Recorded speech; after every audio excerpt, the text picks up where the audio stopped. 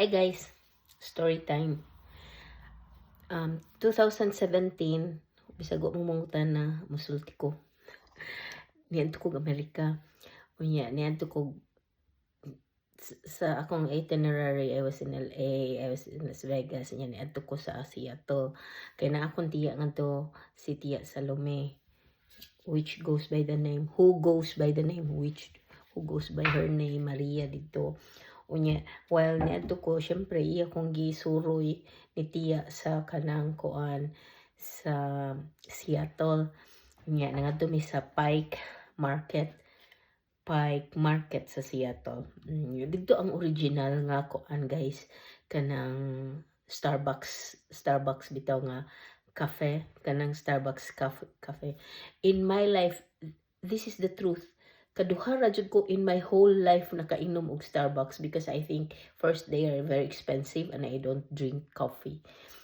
But my first time was in Japan when I visited Japan, and my cousin si Lani no gisuroy ko niya, but hi Lani, thank you so much atong experience. So it was my first time to drink coffee, but wala man to coffee, iced coffee to nga something with milk kung nga nang yung order for me. And I remember very well because it was my first time and I was already 40 something. I think I was 48. So first time ko nag-Starbucks, though na Starbucks sa Pilipinas, I never went there because of the price, because I think it's too much, too mahal ra ba. But then my cousin Lani in Japan has, niliko na ko sa kong istorya, has brought me there kay nanuroy mi sa somewhere in Japan. Nya gidako niya sa kuan, gidako niya sa Starbucks cafe niya with a chocolate chip cookie niya dayon katong naging Starbucks. It's not the coffee itself. Basta something iced coffee something. So my second coffee was in Seattle. Yeah, dayon nga to. No, I don't know. I think so. Anyways, I don't remember na. Anyways, niadto ko sa Seattle to visit my tia, and then my tia was about 60 plus something. She's a pensioner, but she's very cute, she's very pretty, pero pensioner na akong tia, 60 something, 67 I think she was when I went there, and I was 40 some 48 50 something.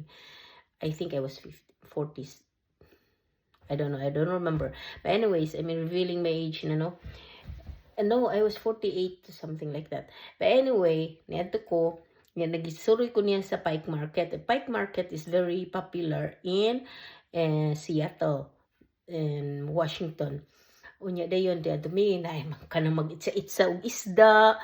Unya dayon it really was a very kuan. Kana sadya. Nya kanang sa market doon suroy-suroy mi, picture ko, but the thing is wala na ako ma-save ang mga pictures. So it is sad. I don't know where it is now, ang mga pictures. I hope I find them, but then I have it in here in the memories. Anyways, unya naglakaw-lakaw kami. She said she's gonna bring me to kuan katong sa Seattle, usa sa ilahang murag tourist spot. Let's say, how we say it, mo'y ka na murag focal point sa usa sa ilang focal point nga tourist spot nga imong visiton is katabi taong ilang tower nga restaurant sa babaw nya, kanang basta tower siya nga murag mushroom ingana, I don't remember the name. Unya day na murag kuan tornet tawag sa Swedish nya, restaurant siya sa babaw. Unya kanang magtuyok ra siya ba, pero nanuroy mi didto niya. I didn't know nga ang Starbucks before katong niadto ko, wako kay nga ang Starbucks it all started, the Starbucks, the whole wide world, the whole wide world. Starbucks is everywhere, pero nag-start siya sa Seattle, Washington. So it was there where it all started, ang Starbucks, no? And I tasted one coffee nga dili sa Starbucks, pero lami kayo, pero nindot yung kape nga to dapita sa Seattle. I think they have good coffee. Kay gida ko sa konti gipainom ko ni lain nga brand nga lami kay lang coffee nga dito sa may lasang. Anyways, muto nang naglakaw mi from Pike Market towards katong sa kuan, katong tower, kanang murag water tower. nya nay kanang revolving restaurant sa babaw, taas kaayo nga kuan, magsakay kag elevator padung to babaw. Mura siya mushroom ang iyang design. Anya kanang paglakaw nimo ngadto gikan sa Pike Street padung to atong tower, nakakita ko og mga tawo nga galinya taas kay linya.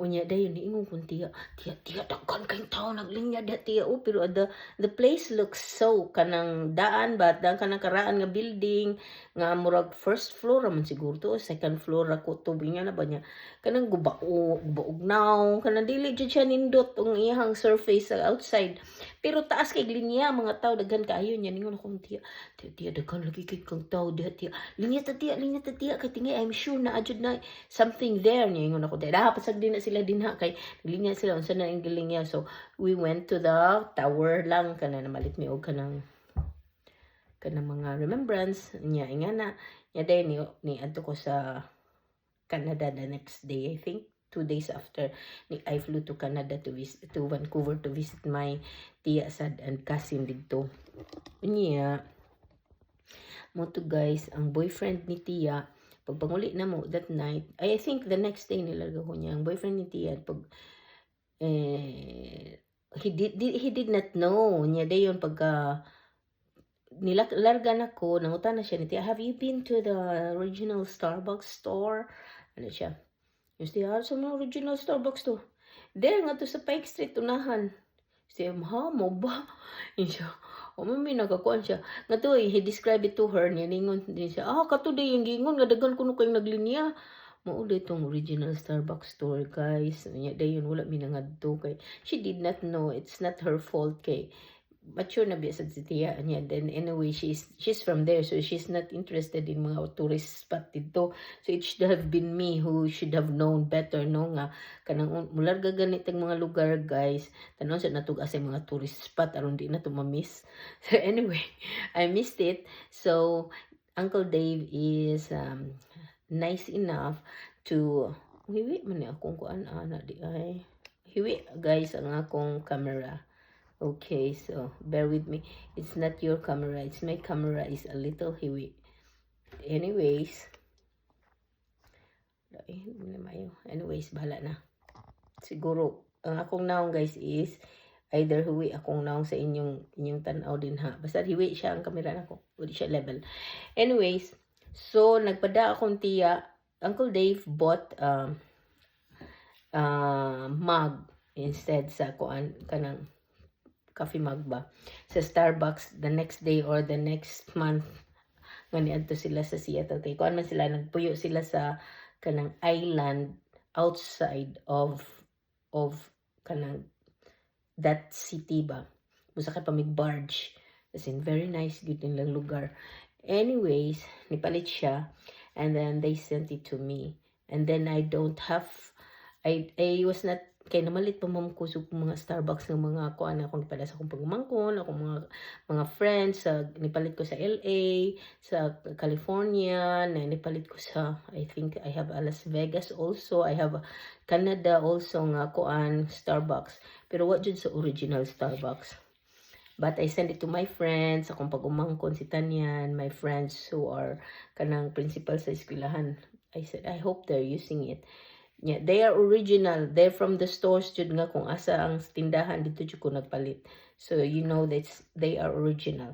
But Uncle Dave since na-miss man akong original jud nga Starbucks first Starbucks store sa Seattle. He bought me this. They bought me this. See? Kita niyo guys.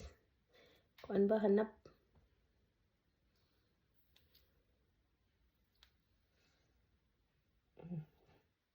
So this is from the original store. Nice ko you. I really love it. So, asan man tong karton? So they bought it for me and they sent me this to Sweden. Tara. So, aron di mag-reflect guys mo ni yung karton.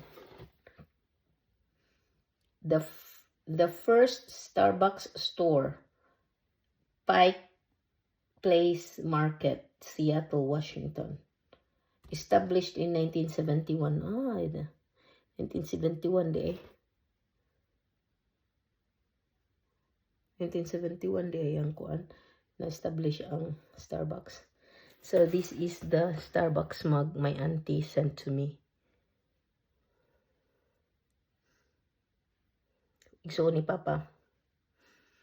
As in, super guwapa. Guwapa kaayo. So, see, original Starbucks. So, sin, malami pa ka akong kape ni Imnon. I don't think so it will be the same, but it feels good. Gikan sa akong tiya, gipadadaan jud ko from Seattle. Iya jud kong gipadadaan for me to really really experience the place that I have been. So dili na ko ma-miss. So I have it. I'd like to say thank you very much, Uncle Dave. Thank you very much, Tia Salome. Thank you so very much. I so very appreciate it. Along with the other stuff, I will make a video of it also, of the other stuff that I got from you. Thank you so very much. So very much. I'm very happy. I so appreciate you. I so appreciate this. Thank you very much. I don't know if I'm gonna use it pang decoration ra siguro, but I don't know. But maybe I have to use it so that I'll show my appreciation of it. This is just the stuff, but I love it. Kay hinatag with love sa akong tiya. Thank you very much. I love you, Tia. I love you, Uncle Dave. Thank you so much. Thank you guys for watching.